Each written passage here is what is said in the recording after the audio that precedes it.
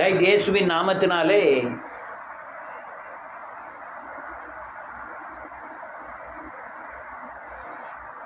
நல்ல உறங்கிட்டு இருப்பேன் வீட்டில். இந்த செவன் வந்து உடனே ஓடி வந்து மேலே உளுந்து நான் உறக்கம்லாம் போயிடும். அடிக்க முடியுமா? அடிக்க முடியாது. இவன் பரவாயில்ல, அந்த அவன் ஜெரி இருக்கானே பேட்டு வச்சுருப்பான். உறங்கிட்டு இருப்பேன், டக்குன்னு நினைச்சிட்டா மூஞ்சோட சேர்த்து அடிச்சான் டாம்னு. இல்லையா, எனக்கு கோவம் வந்துட்டு டக்குன்னு ஒரு அடி அடிச்சிட்டேன் அவன். இப்போ வந்து அப்படி இல்லை. இப்போ கொஞ்சம் பெரிய பையன் ஆகிட்டான். இன்னும் கொஞ்சம் பெரிய பையன் ஆகும்போது நம்ம அவனை நீ அப்படி செய்யாத, இப்படி செய்யாத, ஆராதனை நடக்கும்போது அங்கே ஓடாத, இங்கே வைக்காத, சிரிச்சிட்டே இருக்கக்கூடாது, உட்காரு அப்படின்னு சொல்லணும். பிள்ளைகளை வளர்க்கணும். இப்போ அடுத்தால அவன் சரி கொஞ்சம் பெரிய பையன் ஆகிட்டான்னு வச்சுக்கிடுவோம், அவன் பேச்சு வழக்கு எல்லாமே மாறுது. இப்போவுமே மாறிட்டு, ரொம்ப மாறிட்டு மாறி ரொம்ப டீசெண்டாக கொஞ்சம் பேச ஆரம்பிச்சிட்டான். ஏன்னா இந்த இவனுக்கு பூரா அந்த இங்கிலீஷ் சேர்த்து பேசுனால நமக்கு தெரிய மாட்டேங்குது. ஏன் நீ வந்து இப்படி ஏன் மேலே விழுந்துட்டியே, தம்பி ஏன் மேலே விழ மாட்டேக்கான்னு கேட்டான்ட்டேன். சகரியா ஏன் விழ மாட்டேக்கான்னு. நான் பிக் பாய் ஆகிட்டேன், அவன் ஸ்மால் பாயாக இருக்காங்களா, அவன் பிக் பாய் ஆகிட்டான். சரி, ஒரு ஸ்கூல் 8ஆம் கிளாஸ் அலெக்ஸ் மாதிரி ஆகிட்டான்னா மேலே வந்து விழுந்தோம்னா நம்ம தாங்குவோமா? தாங்க மாட்டோம். அதனால் அவனை ரைட்டு இப்படி நடந்துக்கணும்னு சொல்லி மறுபடி வளர்த்தான். அடுத்தால அவன் காலேஜ் போக ஆரம்பிச்சிட்டான்னு சொல்லுவோம். இந்த சின்ன பிள்ளைகளுக்கு உள்ளது பூராமே என்ன செஞ்சிடும், மறந்துடும். ஆனால் பின்னால் இருந்து நம்ம இப்படி இப்படி செய்யணும்ன்ட்டு வயசுக்கு ஏற்க வளர்ச்சிக்கு ஏற்க நமக்கு சொல்லி கொடுப்பாங்க பெற்றோர்கள். அல்லேலூயா.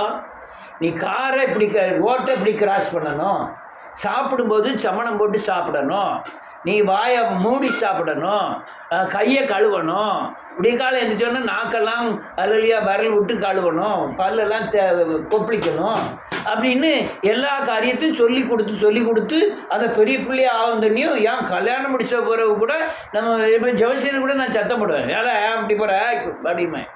அவன் வயசானாலும் நமக்கு பிள்ளை தான். என்ன அவன் 2 பிள்ளை பெற்றுட்டான், அதுக்கப்புறம் பெற்றாலுமே நமக்கு அவன் பிள்ளை தான்.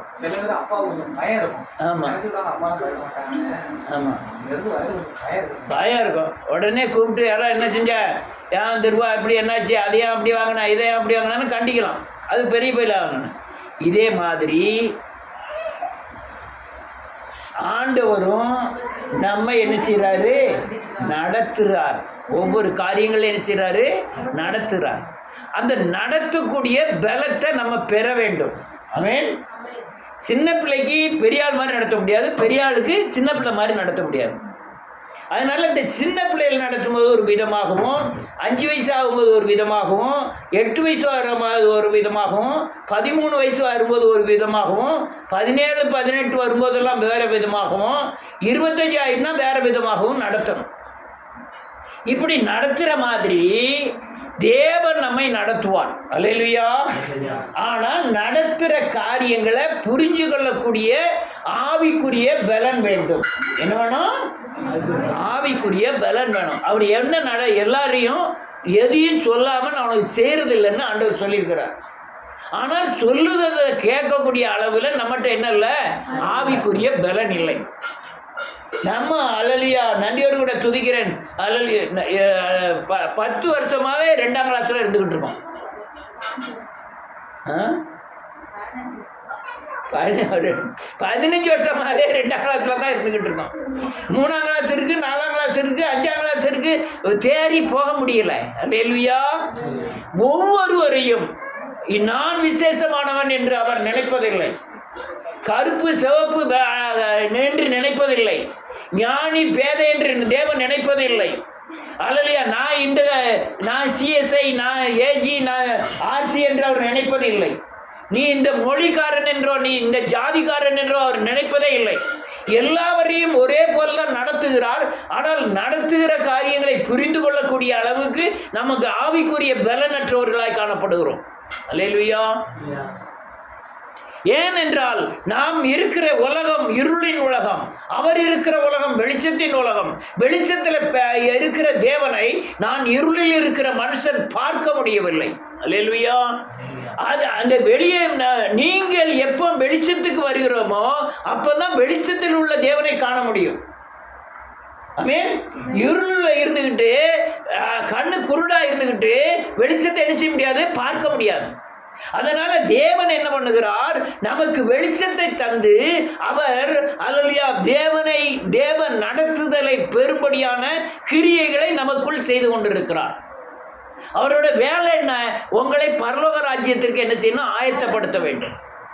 நீங்கள் உங்களுக்கான ஒரு வாசஸ்தலத்தை ஏற்படுத்தி இருக்கிறார், 1000 வருட அரசாட்சி இருக்கிறது, அதுக்கு உங்களை தகுதிப்படுத்த வேண்டும். தகுதிப்படுத்துவதற்காக இங்கே தேவன் உருவாக்குகிறார். இங்கே உள்ள சாப்பாடு சௌரியம் அல்லது துணிமணி அல்லது சந்தோஷம் சமாதானம் எல்லாமே நீங்கள் தேவனுடைய ராஜ்யத்திற்கு தகுதிப்படுவதில் தான் இருக்கு. உங்க உழைப்புனால ஒண்ணுமே கிடைக்கவே முடியாது. நீங்கள் தேவனுடைய ராஜ்யத்திற்கு பரலோக ராஜ்யத்திற்கு தகுதிப்படும்படியாய் தேவன் நடத்துதல் ஆலோசனையை பெற்று இயேசுவை போல மாறினா தான் இந்த உலகத்தை ஜெயிக்க முடியும். உலகத்தை ஜெயிச்சாதான் அல்லேலூயா நீங்க பரலோக ராஜ்யத்துக்கு ஆயத்தமானாதான் இந்த பூமிக்குரிய ஆசீர்வாதமும் பூர்ணப்பட முடியும். அல்லேலூயா. 2 பேரும் கொடுக்காங்க. ஆண்டவர் சொல்ல உன்னை ஆசீர்வதிக்கவே, ஆசீர்வதித்து உன்னை பெருகவே. பிசாசாக சொல்லுவான், என்னை பணிந்து கொள், எல்லாம் எனக்கு என்ன செய்யப்பட்டிருக்கு, ஒப்பு கொடுக்கப்பட்டிருக்கு, உனக்கு தாரம்னா. ஆனால் இது வேதனையை கொடுக்கும், அது ஆசீர்வாதம், தேவனுடைய பாதுகாப்பு. அல்லேலூயா. அப்போ ஒரு மனுஷனை தேவன் அல்லேலூயா அவர் சத்தத்தை கேட்க வேண்டும். அதற்கு என்ன வழி, அவர் எப்படி நம்மை நடத்துகிறார், அதுதான் இன்னைக்கு உண்டான பாடங்கள். நான் 30 நிமிஷத்தில் நடத்திடுவேன் சொல்லிடுவேன். ஆனால் டைம் அதுக்குள்ளே 7 நிமிஷம் ஆகிட்டு. கர்த்தாவே அல்லேலூயா. வாசிக்கலாம். நீங்கள் தேவ நடத்துதலை பெறக்கூடிய வழிகள். யோவான் எழுதின சுவிசேஷம் 16வது அதிகாரம் 7வது வசனத்திலிருந்து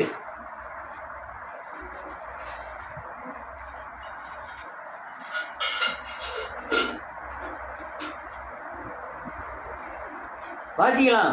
நான் உங்களுக்கு உண்மையை சொல்கிறேன், நான் போகிறது உங்களுக்கு பிரயோஜனமாய் இருக்கும். நான் போகாதிருந்தால் தேற்றரவாளன் உங்களிடத்தில் வரான். நான் போவேனே, அவரை உங்களிடத்திற்கு அனுப்புவேன். அவர் வந்து பாவத்தை குறித்தும் நீதியை குறித்தும் நியாய தீர்ப்பை குறித்தும் உலகத்தை கண்டித்து உணர்த்துவார். போதும், ஒரு நிமிஷம். தேவன் 7 வகையிலே நம்மை நடத்துகிறார். சொல்லுங்க. நீங்க நான் சொல்லுது கேட்டுட்டு அப்படியே எல்லாம் பேரப்படாது. வீட்டில் போய் நடைமுறைப்படுத்தணும். நம்ம என்ன இதில் இருக்கோம், நமக்கு சத்தம் நீங்கள் கேட்கலன்னா பூமியில் தங்கிடுவீங்க. சத்தம் கேட்கலன்னா நீங்கள் நடத்துதலை பெறலைன்னா பேயை அணிச்ச முடியாது, ஜெயிக்க முடியாது. நீங்கள் நடத்துதலை பெறணுங்கிறதுக்காக தான் இந்த பாடம் உங்களுக்கு. நன்றியோடு கூட துதிக்கிறேன். உணர்த்துதல் மூலமாய் நடத்துகிறார். சொல்லுங்க. வசனத்தின்படி நடத்துகிறார். சொப்பனத்தின் மூலமாய் நம்மை நடத்துகிறார். தீர்க்க தரிசனம் மூலமாய் நடத்துகிறார். தரிசனத்தை தந்து நடத்துகிறார். சத்தத்தை கொடுத்து நடத்துகிறார். முகமுகமாய் பேசுகிறார். அல்லேலூயா. நான் திருப்பி சொல்கிறேன், நீங்கள் சொல்லணும் எப்படி நடத்துகிறாருங்கிறத திருப்பி சொல்லணும். நான் சொன்ன பிறகு எல்லாத்தையும் சொல்லணும். அல்லேலூயா. உணர்த்துதல் மூலமாய் நடத்துகிறார். வசனத்தின்படி நடத்துகிறார். சொப்பனம் மூலமாய் நடத்துகிறார். தீர்க்க தரிசனம் மூலமாய் நடத்துகிறார். தரிசனத்தின் மூலமாய் நடத்துகிறார். சத்தத்தை கொடுத்து நடத்துகிறார். முகமுகமாய் பேசி நடத்துகிறார். 7 காரியம் சொல்லியிருக்கேன். எப்படிலாம் நடத்துகிறாரு? உணர்வின் மூலமாய் நடத்துகிறார். வசனத்தின் மூலமாய் நடத்துகிறார். சொப்பனத்தின் மூலமாய் நடத்துகிறார். தீர்க்க தரிசனம் மூலமாய் நடத்துகிறார். தரிசனம் மூலமாய் நடத்துகிறார். சத்தத்தை கொடுத்து சத்தத்தின் மூலமாய் நடத்துகிறார். முகமாய் பேச ஆரம்பிச்சிருவார் உங்ககிட்ட. அல்லேலூயா. இந்த தன்மைக்குள்ள இதெல்லாம் வளர்ச்சி, ஆவிக்குரிய வளர்ச்சி. உங்களை நடத்துகிறது. நீங்க நடக்கிறதுக்கு முன்னால நீங்க உங்களை தெரிந்து கொண்டது தேவன், உங்களுக்காய் மரித்திருக்கிறேன் என்று வெளிப்படுத்தினது தேவன். நீங்கள் அறிக்கை செய்த உடனே பரிசுத்த ஆவியானவர் உங்களுக்குள்ள தங்க ஆரம்பிக்கிறார். தங்க ஆரம்பிச்சு உங்களை தான் நடத்துவதற்குள்ளான தடை, நடத்த முடியாததற்குண்டான தடை உங்களுடைய பாவம். என்று இந்த உணர்வின் அடிப்படையிலே உன் பாவத்தை குறித்தும் நீதியை குறித்தும் நியாய தீர்ப்பை குறித்தும் உங்களை உணர்த்துகிறார். என்ன செய்யறாரு? இந்த இதான் முதல் பிள்ளை பிறப்பதின் அடையாளம். உங்களுக்குள்ள வந்த உடனே அடுத்த முகமாய் பேசுவதற்கு நீங்க இதெல்லாம் இருந்ததுன்னா உங்களுக்கு கூட என்ன செய்ய முடியாது? பேச முடியாது. அல்லேலூயா. எல்லாரும் கேட்கலா? அதனால உணர்த்துகிறார். பாவத்தை குறித்தும் நீதியை குறித்தும் நியாய தீர்ப்பு குறித்தும் என்ன செய்யறாரு? உணர்த்துகிறார். நீ இப்படி நடக்கணும், நீ பாவம் செய்யக்கூடாது, நீ இந்த பாவம் செஞ்சா இந்த தண்டனை வரும், இந்த நியாய தீர்ப்பு இப்படிலாம் உங்களுக்கு முடியும் அப்படின்னு சொல்லி சொல்லி சொல்லி சொல்லி உங்களை நடத்துகிறான். அல்லேலூயா. நீ இதற்கு ஆவிக்குரிய பலன் நீங்க வேதவசனத்தில் நடப்பது. என்னது? நீங்க படிப்பெல்லாம் BA MCom அதெல்லாம் ஒண்ணுக்குமே ஆகாது. அதுக்கும் இதுக்கும் சம்மந்தம் கிடையாது. நீங்கள் வேதவசனம், நீ சோத்திரம் பண்ணது பெரிய காரியம் கிடையாது, நீங்க நன்றி சொல்றது பெரிய காரியம் கிடையாது. நீங்க வேதவசனத்தை ஆராய்ந்து பார்த்து வேதவசனத்தில் நடந்தாதான் இந்த உணர்வின் சத்தம், உணர்வின் தன்மை உங்களுக்குள்ள வரும். பேச்செல்லாம் கிடையாது. உள் உணர்வு, உள்ளத்தின் ஆழத்தில் தான் உணர்வு கொடுப்பார். அல்லேலூயா. ஆண்டவர் நடத்துதலை பெறுகிற மனுஷன் பாக்கியவான். அல்லேலூயா. ஆண்டவரை நடத்துதலை உங்களுக்கு பெறுகிறவன்னா விசுவாசத்தின் கிரியை செய்ய முடியும். ஆண்டவர் நடத்துதலை பெறுகிறவன்னா இந்த உலகத்தை ஜெயிக்க முடியும். ஆண்டவர் நடத்துதலை பெறுகிறவன்னா பிசாசை ஜெயிக்க முடியும். அல்லேலூயா. உணர்வை கொடுக்கிறார். இங்க உட்காரு. துன்மார்க்கன் வழியில் இல்லாமலும் பாவிகளுடைய வழியில் இல்லாமலும் பரியாசக்காரர் உட்காரும் இடத்தில். இதெல்லாம் உணர்வு. உள்ள அங்கன உட்காராத, இங்கன பேசாத, இங்கன நடக்காத, எல்லாம் உணர்வு. ஒரு மனுஷனை சந்திச்ச உடனே இப்படிதான் நடத்துகிறான். ரெண்டாவது நடத்துதல், இவன் என்ன செய்ய ஆரம்பிக்கான்? வசனத்தை வாசிக்க ஆரம்பிக்கான். நான் ரசிக்கப்பட்டவன வசனத்தை வாசிச்ச தன்மையை பார்த்தீங்கன்னா பயங்கரம். இந்த கையில சாப்பாடு சாப்பிட்டு இருக்கும், ஒரு கையில சிகரெட் இருக்கும், முன்னால பைபிள் இருக்கும். அல்லேலூயா. எனக்கு தேனிலும் தெளித்தெளிலும் மதுரமா இருந்தது வேதவசனம். ராத்திரி பகலும் படிப்பேன். அவர் சாமுவேல், அவர் இருந்தாரு, அந்த செவல் சாமுவேல் 6 மாசத்துக்கு ஒரு பைபிளை தூக்கி வரப்பட்டார். அடுத்த பைபிள் வாங்குவாரு. அவ்வளோத்துல எழுதி எழுதி எழுதி எழுதி தான் பைபிளை திறந்தா போதும், எழுதிதான் இருக்கும். ஒரே பைபிளை வாசிக்க வேண்டியது 7 நாள் உபாசம், 4 நாள் உபாசம், 3 நாள் உபாசம், உபாசம் உபாசம் உபாசம். இவங்களுக்கு வசனத்தின்படி அவரை நடத்துவார். அல்லேலூயா. நீ ஒரு காரியம் செய்யறதுக்கு முந்தி இந்த காரியம் நடத்தலாமா நடத்தக்கூடாதாங்கிறதுக்கு நீங்க போய் ஜெபம் பண்ணும்போது தேவன் வசனத்தை காண்பித்து, நான் சாமுவேலுக்கு இப்படி செய்தேன், நான் தாவீதுக்கு இப்படி செய்தேன், உனக்கும் செய்வேன்கிறத வசனத்தை கொண்டு உங்களுக்கு உறுதிப்படுத்துவார். அல்லேலூயா. வசனத்தை கொண்டு உங்களுக்கு உறுதிப்படுத்துவார். இது ரெண்டாவது நடத்துதல். ஒரு மனுஷனுக்கு உண்டான ரெண்டாவது மனதில் உணர்வு. இவன் உணர்வே நின்றுட்டாங்க ரொம்ப பேர். அடுத்த நடத்துதலுக்கு வரல. என்கிட்ட முகமுகமா பேசல, ஆனா எனக்கு தரிசனங்கள் உண்டு. விசுவாசத்தின் அடிப்படையில் தரிசனத்தில் நிற்பேன். அல்லேலூயா. ஆனா முகமாவாய் பேசக்கூடிய பலன் எப்போ வரும்? நீ மகிமையின் சாயலுக்கு ஒப்பாய் மாறினாதான் வரும். அல்லேலூயா. ரைட். அடுத்தால வாசிப்போம். 119 சங்கீதம் 9வது வசனம், 25வது வசனம், 65வது வசனம். வேகமாக வாசிச்சா தான் டக்குன்னு முடிக்க முடியும். 15 நிமிஷம் ஆகிட்டு. 119வது சங்கீதம் 9வது வசனம். வாலிபன் தன் வழியை எதனால் சுத்தப்படுத்துவான்? வசனத்தின்படி தன்னை காத்துக் கொள்கிறதுனால. ஆமென். நீங்க இப்ப என்ன ஆயிட்டீங்க?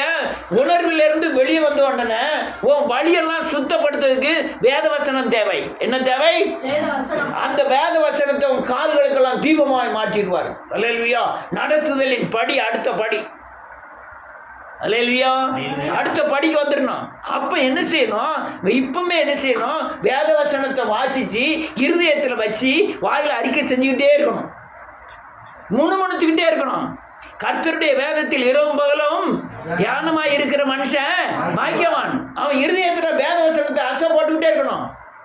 உன் வாழ்க்கை பிரச்சனை வேத வசனத்தை கொண்டு தீர்க்கக்கூடிய பலன் உங்களுக்கு வரணும். அப்படி அவர் அந்த அளவுக்கு நடத்துவார். நீ வேத வசனத்துல 2வது பகுதியில் நடத்தும் போது அந்த வேத வசனம் உங்களை பலப்படுத்தும். உங்களுக்கு விசுவாசத்துல கொண்டு வரும். அந்த வேத வசனம் உங்களுக்கு ஒரு தைரியத்தை கொடுக்கும். கர்த்தர் என்ன என் பட்சத்தில் இருக்கிறார், பட்சத்தில் இராவிட்டால் மனுஷன் என்னை உயிரோட விழுங்கி இருப்பான். கர்த்தர் என் பட்சத்தில் இருக்கிறபடினால் நான் என்ன செய்யப்படுவதில்லை. இது ஐயா, இதெல்லாம் எழுத்து தானே? இல்லை, வசனம், வார்த்தை. இந்த வார்த்தையில கொண்டு போய் உன்னை என்ன செய்வாரு? நடத்துவார். அவன் பலவீனப்பட்ட நேரங்களில், துன்ப நேரங்களில், பிசாசின் போராட்ட காலங்களில், நெருக்கத்தின் காலங்களில் வசனத்தை அனுப்புவார். வசனத்தை அனுப்பி நோய்களை என்ன செய்வாரா? குணமாக்குவார். உன் வசனம் தான் அனுப்புவார். வசனம் வசனம் வசனம். ஏதோ வேத வசனத்தை வாசிக்காம நீங்க உறங்கவே கூடாது, ஜெபம் பண்ணாம இருக்கவே கூடாது. நீங்களாம் வளரணும்னா ஜெபம் பண்ணணும். இல்லைன்னா கடைசி வரையும் இந்த உணர்வின் அடிப்படையில் தான் இருந்துகிட்டு இருக்கோம். என்ன உணர்வு? ரைட்டு 9 மணி ஆகிட்டு சர்ச்சுக்கு போகணும், 9 மணி ஆகிட்டு ஜெபத்துக்கு கலந்துக்கணும். இந்த உணர்வுலே போயிடும். அடுத்த ஸ்டெப்புக்கு வரணும். இல்லையோ? இல்லைன்னு உலக்கை முழுங்கின மாதிரி தந்துக்கு. அடுத்தது என்னது? சொப்பனம். என்னது? சொப்பனம் 2 வகையில் வரும். ஒரு வகை தொல்லையின் திரட்சியினால் என்ன செய்யுமா? சொப்பனம் பிறக்கும். இன்னொன்னு உன் வருங்காலத்தை குறித்து சொப்பனத்தில் வெளிப்படுத்துவார். அதோட விசுவாசமும் வந்துடும், அதோட பதிலும் வந்துடும், அதோட வேதவசனம் கலந்து வரும். உனக்கு ஒரு சொப்பனம் தெரியுதுன்னா அது ஒரு மாற்ற கண்டேன், ரொம்ப மீனாக இருந்தது, பிடிக்க கண்டேன். நிறைய ஆட்டுக்குட்டியா நின்றுது வயக்காட்டு தண்ணி ஓரத்தில். புதிர் போடுகிறவர் அல்ல.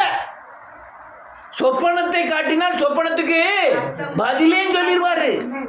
நீ உங்க சொப்பனத்துக்கு பதில் மட்டுமல்ல, நீ தேறினவனாய் இருந்தால், முகமுகமாய் தேவனை தரிசிக்கிறவனாய் இருந்தால், அடுத்த சொப்பனத்துக்கு நீ பதில் சொல்ல வருவாய். எப்போ? நீ முகமுகமாய் பேசுகிறவர்களா இருந்தால். ஆனால் இந்த வசனத்திற்கு அப்புறம், முதல் உணர்வுக்கு அப்புறம் வசனம், வசனத்துக்கு அப்புறம் சொப்பனம். சொப்பனத்தை உங்களுக்கு காண்பார்.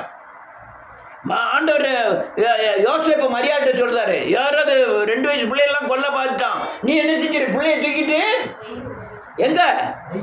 எகிப்துக்கு போயிரு. நீ எகிப்துக்கு போய் அங்க போய் கொஞ்ச நாள் என்ன செய்ய தங்கி. சொப்பனத்துல சொல்றாரு ஆண்டவர். சொப்பனத்துல சொல்றாரு. நீ யோசேப்பை கூப்பிட்டு சொல்றாரு, உன் மனைவியை தள்ளி விடாத. அந்த கற்பப்பிறப்பு பரிசுத்தத்தினால் உண்டானது. நீ அந்த பிள்ளைக்கு இயேசு என்று பேரிடுவாயாக, அவர் பாவங்களை நீக்கி. இதெல்லாம் சொப்பனத்தில் நடந்தது. அல்லேலூயா. அநேக காரியங்கள் நீ பழைய ஏற்பாட்டில், புதிய ஏற்பாடுனாலும் சரி, பழைய ஏற்பாடாலும் சரி, நீ சொப்பனக்காரன்னே ஒருவன் உண்டு. யாரு? அவன் தேசத்தை அசைக்கக்கூடிய சொப்பனங்களை காண்கிறான். தேவன் நடத்துதல். அல்லேலூயா. ஆனா அந்த சொப்பனத்தின் நடத்துதல் இன்னும் பகுதி வளர வேண்டியதாக இருக்கிறது. உணர்வு ரொம்ப நல்லது. உணர்வை விட வசனத்தை அனுப்புறது ரொம்ப நல்லது. வசனத்தை காட்டிலும் சொப்பனம் மூலமாய் அநேக காரியங்களை வெளிப்படுத்துவது நல்லது. வசனத்தோடு சேர்ந்த சொப்பனம்.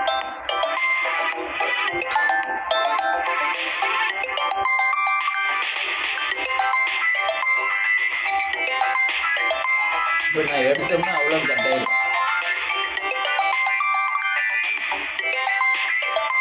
அல்லேலூயா. இந்த சொப்பனத்துக்கு அப்புறம் தீர்க்க தரிசனங்களை கொடுப்பார். தீர்க்க தரிசனம் என்பது சொல்லுங்க, அடுத்தவர்களை குற்றவாளியாய் தீர்ப்பதற்கு அல்ல, தேவனுடைய நாமத்தை மகிமைப்படுத்துவதற்காக தீர்க்க தரிசனம், தேவ ஆலோசனையை வெளிப்படுத்துவதற்காக தீர்க்க தரிசனம், அடுத்தவர்களை திருச்சுக்குள் பலப்படுத்துவதற்காக தீர்க்க தரிசனம். இந்த தீர்க்க தரிசனத்தை நமக்கு தந்துருவார் இயேசுவின் நாமத்தினாலே. அல்லேலூயா. பல வருடங்களுக்கு பின்பாக நடக்கக்கூடிய காரியங்களை முன்னாலே அறிவிப்பார். அல்லேலூயா. முன்னாலே அறிவிப்பார். அடுத்தவங்களை குற்றவாளியாய் தீர்க்கிறதற்கல்ல, தேவன் செய்ய போற காரியங்களை முன்பாகவே தீர்க்க தரிசனமாய் அறிவிப்பார். எத்தனையோ தீர்க்கதரிசி, பழைய ஏற்பாட்டில் ஏகப்பட்ட தீர்க்கதரிசிகள், ஏசாயா, அல்லேலூயா, எரேமியா, எசேக்கியேல், சகரியா, மெல்கியா, செப்பனியா, ஆபகுக்கு, எல்லாமே தீர்க்கதரிசிகள். என்னத்தை சொன்னாங்க? வருங்காலத்தில் இயேசு பிறக்க போகிறார் என்பதை சொன்னார்கள். ராஜாக்களை குறித்து தீர்க்க தரிசனம் சொன்னார்கள். அல்லேலூயா. வரப்போகிற காலங்களில் பிசாசின் போராட்டங்களை குறித்து தீர்க்க தரிசனம் சொன்னார்கள். அந்த தீர்க்கதரிசியாய் நம் வளர்ச்சி மாறும். அல்லேலூயா. அப்படி நடத்துவார். நம்ம நிச்சயமாகவே வீட்டில் நடக்க போகிற காரியங்களை சொல்வார். நீ இப்படி திருமண காரியத்தை செய், இப்படி குழந்தைகள் பிறக்கும், இப்படி அல்லேலூயா வாழ்க்கை அப்படி அமையும், எல்லாமே தீர்க்க தரிசனமாய் வெளிப்படுத்த ஆரம்பிப்பார். தீர்க்க தரிசனம் என்பது சொல்லுங்க, உறுதியான பார்வை, வருங்காலத்தை குறித்து உறுதியான பார்வை, இதுதான் தீர்க்க தரிசனம். இந்த தீர்க்க தரிசனத்தை நமக்கு வளர்ச்சியின் அடிப்படையில் நமக்கு தர ஆரம்பிச்சிருவார். அல்லேலூயா. அதுக்கப்புறம் செய்யக்கூடியதுதான் தரிசனம். என்னது? தரிசனம். நீங்க சொப்பனம் அல்லேலூயா ஜெபம் பண்ணிக்கிட்டு இருக்கும் போதே உங்களுக்கு தரிசனம் பார்க்க ஆரம்பிப்பீங்க. அல்லேலூயா. அதை எப்படி பார்க்கிறாங்கன்னு தெரியல, ஆனால் தரிசனம் என்பது அல்லேலூயா தேவனுடைய கிரியைகளை வெளிப்படுத்தக்கூடிய பார்வை. என்ன பார்வை? அல்லேலூயா நீ இதை செய்யலாம், இதை செய்யக்கூடாது. யாரு? அல்லேலூயா பவுல் ஜெபம் பண்ணிட்டு இருக்காரு. ஒரு பெரிய கூண்டு இறங்கி வருது. அந்த கூண்டில் ஏகப்பட்ட மிருகங்கள் இருக்கு. தரிசனம் காங்க பேதுரு, தரிசனம் காங்க அந்த மிருகங்களை அடித்து புசிக்காரு. நான் அதெல்லாம் என்ன செய்ய மாட்டேன், இதெல்லாம் தரிசனம் காட்டுது. அதுக்கு பின்னால் அதுக்கப்புறம் அதுக்கு உண்டான அர்த்தத்தை சொல்கிறார் ஆண்டவர். நான் ரட்சிக்கப்பட்டவர்களும் ரட்சிக்கப்படாதவர்களும் குறித்து சொல்லுகிறேன்னு சொன்னார். அல்லேலூயா. இந்த தரிசனங்கள் ஒவ்வொரு ஆளுக்கும் ஒவ்வொரு மாதிரி கிடைக்க ஆரம்பிக்கும். அல்லேலூயா. சர்மாயில் தரிசனத்தை பார்க்கணும்.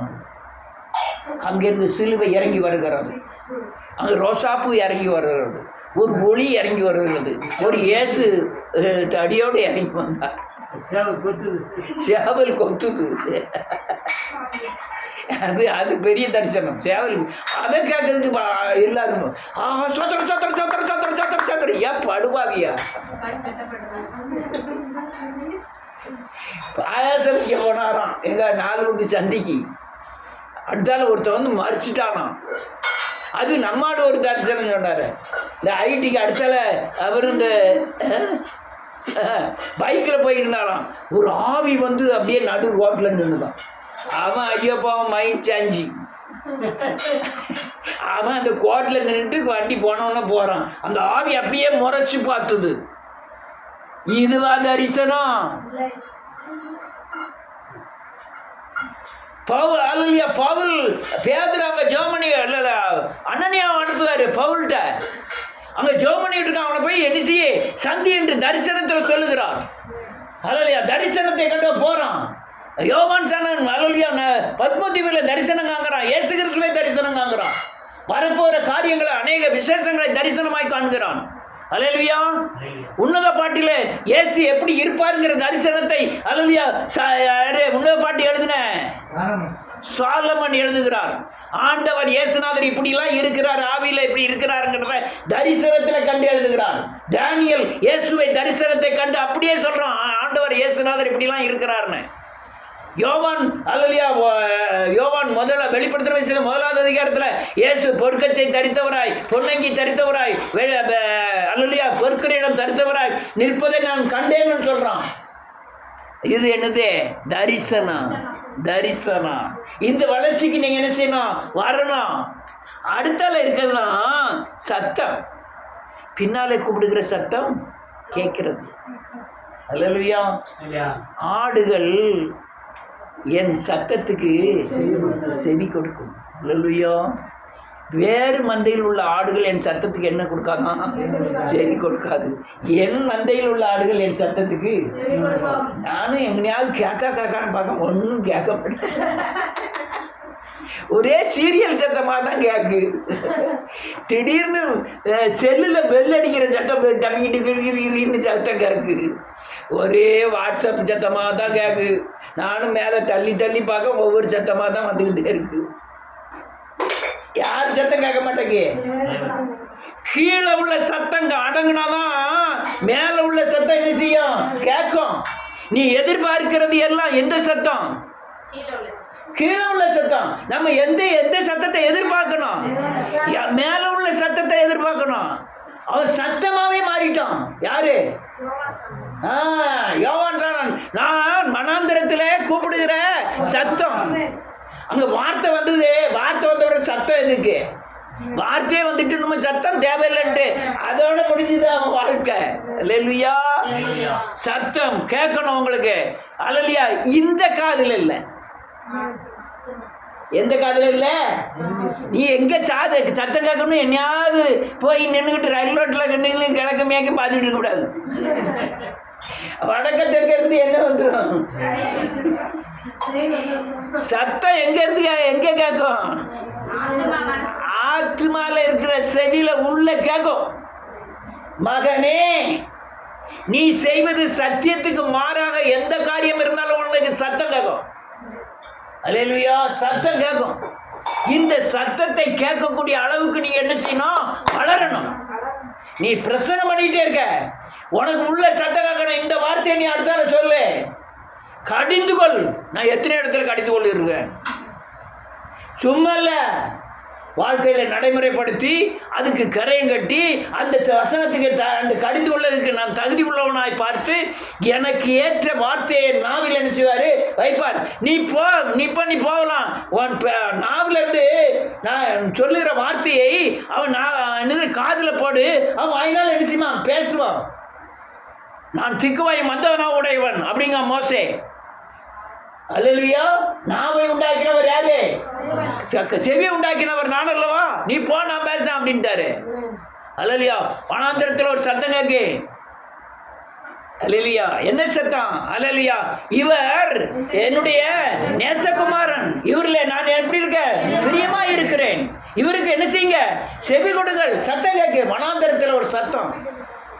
அல்லேலூயா. சத்தம் கேட்கணும். உங்களுக்கு காதுல கேட்கணும். நீங்க இந்த சிந்தனை, இந்த யோசனை எல்லாம் உலகத்தின் தன்மையை ஒட்டி இருந்ததுன்னா தேவ சத்தம் என்ன செய்யாது? எந்த சத்தம் கேட்கும்? உலக சத்தம் தான் கேட்கணும். எதுக்கு அதிகமா உங்க ஆள் மனசுல செவி கொடுக்கீங்களோ அந்த சத்தம் மேலோங்கி நிற்கும். ஆண்டவர் சத்தத்துக்கு நீங்க வேத வசனத்தை வாசி, வேத வசனத்தை சொல்லி நீங்க பாடல் பாடிச்சுக்கிட்டு தேவனுக்குள்ள இருந்தீங்கன்னா ஆண்டவர் சத்தம் கேட்கும். ஆமென். பேரன் வந்துட்டானா வரலையா, அவன் ஒல்லியா முடிவு என்னமோ காய்ச்ச மாதிரி உட்காந்துக்கிட்டு இருக்கானா, என்ன செஞ்சதோ என்ன எதுனா யார் சத்தம் கேட்கும்?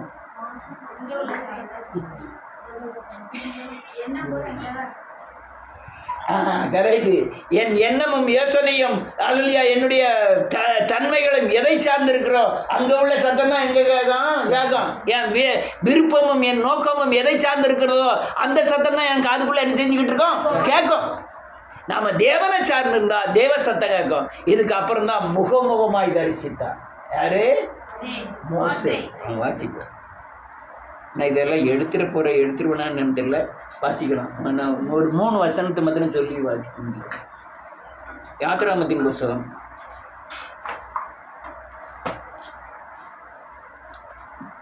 4வது அதிகாரம். யாத்திராகமம் 4வது அதிகாரம்.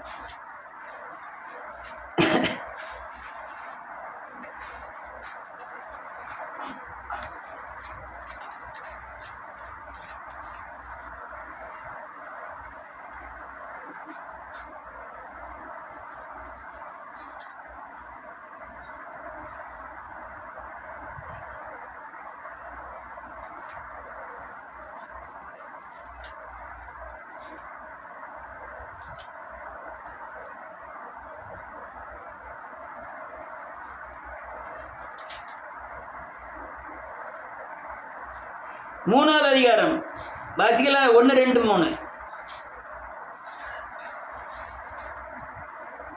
மோசே ஆ மீதியான் தேசத்து ஆசாரியனாய் இருந்த ஆ தன் மாமனாகிய எத்திரோவின் ஆடுகளை மேய்த்து வந்தான். மேய்த்து வந்தான். அவன் ஆடுகளை ஆ வனாந்திரத்தின் பின்புறத்திலே ஓட்டி ஆ தேவ பர்வதமாகிய ஆ ஓரேக்கு மட்டும் வந்தான். வந்தான். அங்கே கர்த்தருடைய தூதனானவர் ஆ ஒரு முச்செடியின் நடுவிலிருந்து ஆ உண்டான அக்கினி ஜுவாலையிலே ஆ நின்று அவனுக்கு தரிசனமானார். தரிசனமானார். அப்பொழுது அவன் உற்று பார்த்தான். ஆமென்.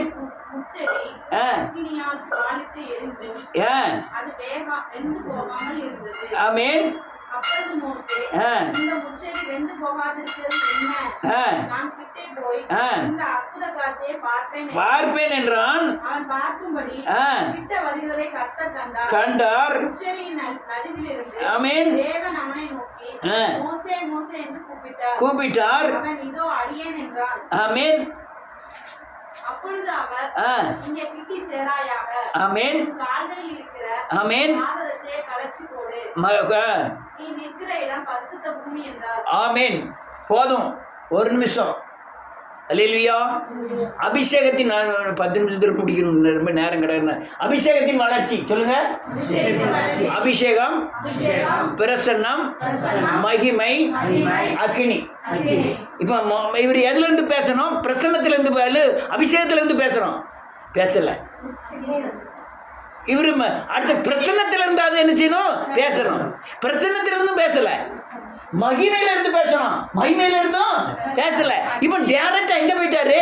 அக்னியில இருந்து பேசுறாரு. அல்லேலூயா. இப்ப தாவீதையா போறார் மேலக்காட்டுக்கு. திடீர்னு ஒரு முள் பற்றி எரியுது. எரிஞ்சிட்டு இருக்கும்போது ஆண்டவர் அந்த முள்ளுல இருந்து பேசுறாரு. எப்படி இருக்கும்? அதை அவன் கண்டதே இல்லை. அதுக்கு முந்தைய என்ன செய்யல, கண்டதே இல்லை. மோசே பார்த்ததே இல்லை. உள்ள இருந்து சத்தம் மட்டும் கேக்கு. உள்ள கூர்ந்து பார்க்கிறாரு.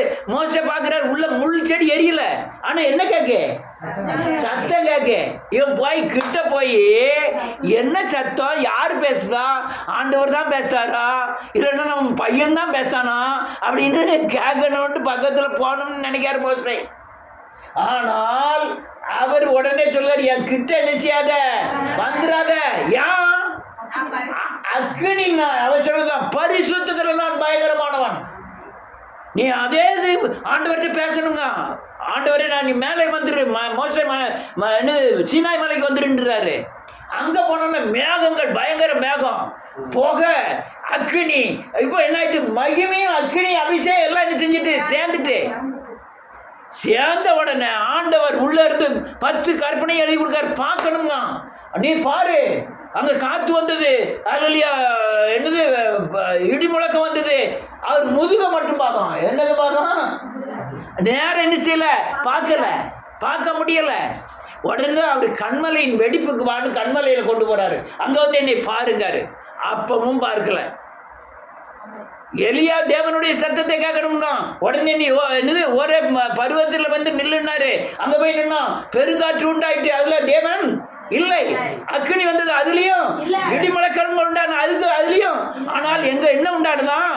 மெல்லிய சத்தத்துல தேவனுடைய சத்தத்தை கேட்டான். அவனும் ஆண்டவர் என்ன செய்யல, பார்க்கல. மோசையும் என்ன செய்யல, பார்க்கல. நீ கண்மலையின் வெடிப்புக்கு வான்னு வெடிப்புக்கு கூட்டு போனாரு. கண்மலை என்பது கிறிஸ்து, வெடிப்பு என்பது சிலுவையில மரித்த காரியங்கள். அங்க வா, உன்னை பார்க்கலாம்னாரு. அங்கேயும் என்ன செய்யல, பார்க்கல. அல்லேலூயா. கடைசியில் அப்படியே போயிட்டானா? பார்த்தான், முகமுகமாய் பார்த்தான். வாசிப்போம். மத்தேயு எழுதின சுவிசேஷம் 17வது அதிகாரம்.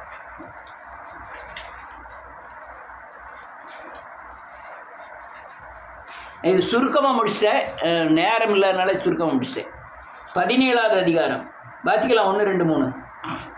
6 நாளைக்கு பின்பு ஆமென். இயேசு பேதுருவையும் யாக்கோபையும் அவனுடைய சகோதரனாகிய யோவானை கூட்டிக் கொண்டு தனித்திருக்கும்படி உயர்ந்த மலையின் மேல் போய் அவர்களுக்கு முன்பாக மறுபமானார். அவர் முகம் சூரியனை போல பிரகாசித்தது. அவர் வஸ்திரம் வெளிச்சத்தை போல வெண்மையாயிற்று. ஆமென். அப்பொழுது மோசேயும் எலியாவும் அவரோட பேசுகிறவர்களாக அவர்களுக்கு காணப்பட்டார்கள். ஆமென். இதுக்காக அங்க யோவான் எழுதுறான், நான் கண்டதும் கேட்டதும் தொட்டதுமான இயேசு. எதை கண்டான்? சீனாய் மலை அந்த இது மறுரூப மலையில இயேசுவை மகிமையின் பிரகாசமாய் காண்கிறான். என்ன பிரகாசமா? 2வது வசனம். அவர்களுக்கு முன்பாக மர்வமானார், அவர் முகம் சூரியனை போல பிரகாசித்தது, வெளிச்சத்தை போல வெண்மையாயிற்று. வெண்மை. முகமுகமா பார்க்கணும். யார பார்க்கணும்? இயேசுவை பார்க்கிறோம். அல்லேலூயா. முகமுகமாய் தரிசிக்கிறோம். இதுதான் நம்ம நடத்துதலின் கடைசி படி. என்ன படி? இவன் மோசே முதல்ல இருந்து காட்டிட்டு வரான். நான் உண்மை பார்க்கணும், உங்கள்கிட்ட பேசணும், இறுதி அல்லேலூயா என்னது மோசே போல உண்மை உள்ள இந்த பூமியில ஒருவனும் இல்லை அப்படின்னு சொன்ன மோசே பார்க்கணும்னு சொல்லி எத்தனை ஏகப்பட்ட தடவை பார்க்க முடியாம போயிட்டு இங்கே என்ன ஆகுதுன்னு பாருங்க. 3வது வசனம். அப்பொழுது மோசேயும் எலியாவும் அவரோட பேசுவதாக அவர்களுக்கு காணப்பட்டார்கள். அவங்க 2 பேரும் மர்மமானவரும் இயேசுவோடு பேசிட்டு இருக்காங்க. சொப்பனத்துல இல்ல, சத்தமா இல்ல, அக்னியில அல்லையா தரிசனத்துல இல்ல, தீர்க்க தரிசனமா இல்ல, முகமாய் தேவனோடு பேசுகிறார்கள். இன்னொன்னு சொல்றேன். இந்த யோவானும் பேதுருவும் யாக்கோப்பும் பார்த்தது அந்த சிலுவையில் அறையப்பட்ட அந்த இயேசுவின் இயேசு அல்ல. இது மறுரூபமான இயேசு. அல்லேலூயா. தன் மகிமையின் பிரகாசமான இயேசு. அவர் பாவங்களை சுமந்து இருக்கிற தேவாட்டுக்குட்டி, மாம்சத்தில் தரிக்கப்பட்ட தேவன். அவரை பார்க்கல, அவர் மறுரூபமானதை பார்க்கிறான். அதனால மறுரூபத்தில் வெளிப்பட்ட அன்வயத்தில் எழுதியிருக்கு. என்னது? அவர் சிலுவையில் அறையப்பட்டவர் அல்ல, இது மறுரூபமான இயேசுவை பார்த்தான். அல்லேலூயா. இப்ப நீங்களும் நானும் பார்க்க முடியுமா? அப்ப இவ்வளவு பாதையும் என்ன செய்யணும்? என்னென்ன பாதையெல்லாம் கிடக்கணும்? ஒண்ணு முதல்ல வசனம் கிடையாது, உணர்வு. 2 வசனத்தின் நடத்துதல், சொப்பனத்தில் நடத்துதல், தீர்க்க தரிசனம், தரிசனம், சத்தத்தை கொடுத்து நடத்துதல். 7 இதுதான் வேணும். ஆமென். முகமுகமாய் உங்களோடு தேவன் பேச ஆரம்பிச்சார்னா இந்த பூமியில் உள்ள தன்மை கொஞ்சம் கூட உங்கள்கிட்ட என்ன செய்யாது, இருக்காது. அந்த அளவுக்கு முகமுகமாய் தரிசனமாய் பேச ஆரம்பிப்பார். ஆளுடைய நன்றியோடு கூட துதிக்கிற பேதுரு, யோவான், யாக்கோப்போட பேசல. பேசுனது யார்கிட்ட பேசாரு? எலியாவிட்டையும் மோசேட்டையும். ஆனா பேசுனதை இவங்க என்ன செஞ்சாங்களாம்? பார்த்தார்கள். அவ்வளவுதான். பேசுனது யார்கிட்ட?